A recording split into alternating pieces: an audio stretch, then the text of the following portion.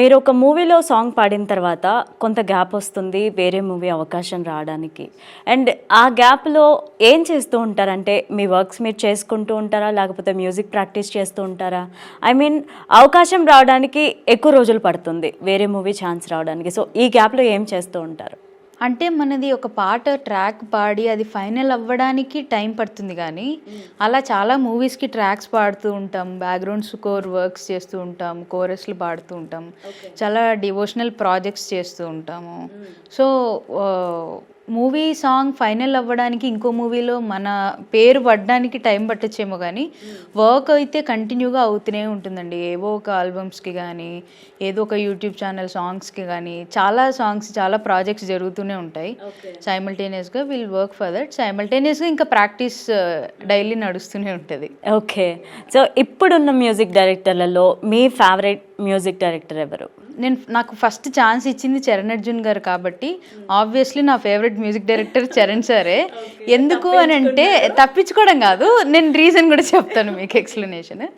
Charan sir అందరూ కంపోజర్స్ని నేను చరణ్ సార్ని కంపేర్ చేయట్లేదు, జస్ట్ నా ఫేవరెట్ సార్ అంతే.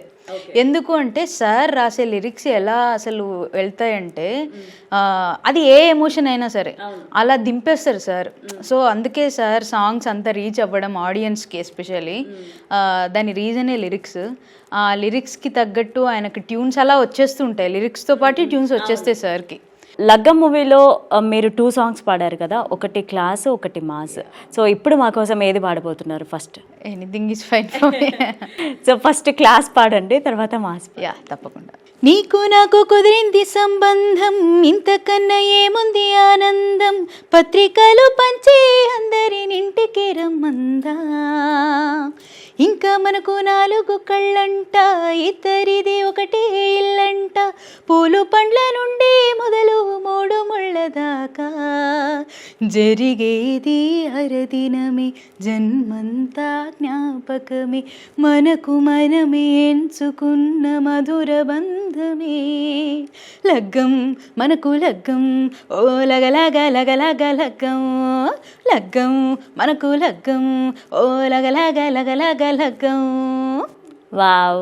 సో ఇండస్ట్రీలో చాలా పెద్ద పెద్ద మ్యూజిక్ డైరెక్టర్లు ఉన్నారు, అండ్ వాళ్ళకి వాళ్ళ ఫేవరెట్ సింగర్స్ అవ్వనివ్వండి, లేకపోతే వాళ్ళ పెట్ సింగర్స్ అంటారా, వాట్ ఎవర్ ఏదన్నా అనుకోనివ్వండి, కాకపోతే కొంతమందికే ఎక్కువ ఛాన్స్లు వస్తాయని చెప్పి అంటూ ఉంటారు. అది ఎంతవరకు నిజం? ఇండస్ట్రీలో నిజంగా అది జరుగుతుందా? ఉందండి, అది కంప్లీట్గా అందరి దగ్గర అలానే ఉంది అని చెప్పలేము. యాక్చువల్లీ దాని పర్పస్ ఏంటి అని అంటే, ఇప్పుడు ఒక కంపోజర్ కంపోజ్ చేస్తున్నప్పుడు టక్కని ఇప్పుడు కొంతమంది కంపోజర్స్ పాడతారు వాళ్ళే, కొంతమంది కంపోజర్స్ పాడలేరు.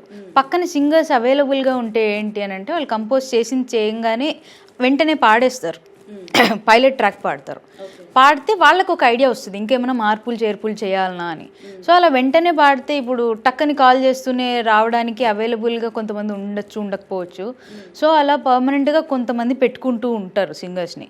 అలా ఎప్పుడైతే వాళ్ళు ట్రాక్స్ పాడేది బాగా వస్తే అవే ఫైనల్ అవుతూ వెళ్తుంటాయి, అది వాళ్ళ టైంని బట్టి అవుతుంటుంది. కొంతమంది దగ్గర ఉందండి అది. అది ఇంకా అందరి దగ్గర ఉంది అంటే నో, అందరి దగ్గర అయితే లేదు.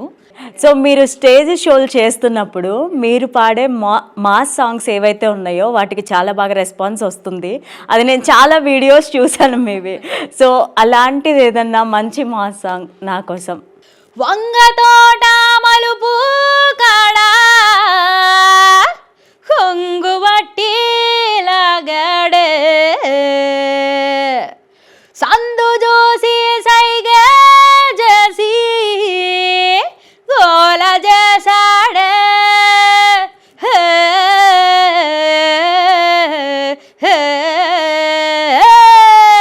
వంక తోట మలుపు కాడ కొంగు బట్టి లాగాడే, సందు చూసి సైగ చేసి గోల చేశాడే, చుట్టుకొలత చూస్తానంటూ కుట్టు కాస్తా దాచాడే, బక్కపల చానడుమే తడిమి వంతులాడాడే, అందమంతా ఇచ్చేయమంటూ నన్ను చంపుకు తింటాడే, పచ్చబొట్టు లాగా నన్ను అంటి ఉంటాడే, హయ్య రామ హయ్య రామ హయ్య రామ హయ్యయ్యో, హయ్య రామ హయ్య రామ హయ్య హయ్యయ్యో, వంగతోట మలుపు కాడ కొంగు బట్టి లాగాడే సందు చూసి జైగ చేసి కోల చేశాడే.